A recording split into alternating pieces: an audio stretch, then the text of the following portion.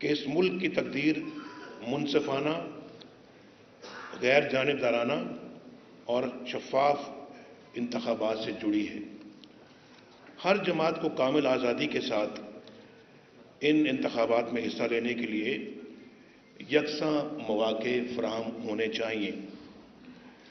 نااہلیتوں، ٹیلی phone کالوں، خفیہ رابطوں اور غیر قانونی فیصلوں کے ذریعے کسی کے ہاتھ پاؤں نہ باندھے جائیں اور کسی لاڈلے کے لیے ہر روز ایک نئی ڈیل اور نئی ڈھیل کا انتظام نہ کیا جائے۔ جمہوریت کو اپنی اصل شکل میں پھلنے، پھولنے اور چلنے کا موقع دیا جائے۔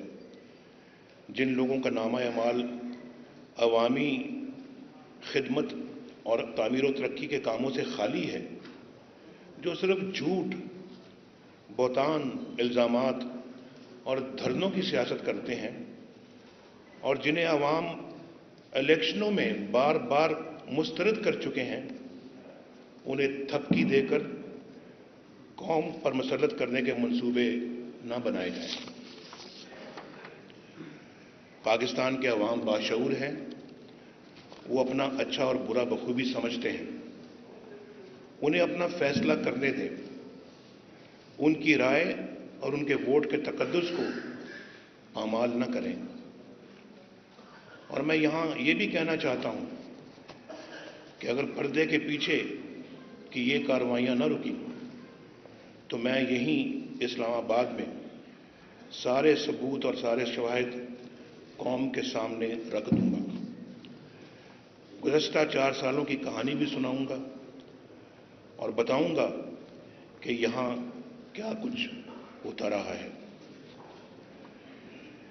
میں بتاؤں گا کہ اب کیا کچھ ہو رہا ہے اور کس طرح انتخابی عمل پر اپنی مرضی مسلط کرنے کی کوشش کی جا رہی ہے۔ عوامی رائے سے کھیلنے کے نتائج ہم بہت بھگت چکے ہیں۔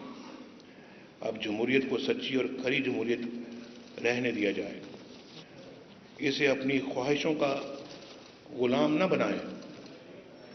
غلام جمہوریت آمریت ہی کی شکل ہوتی ہے جو کبھی بھی ملک کی سلامتی اور دفاع کا تحفظ نہیں کر سکتی۔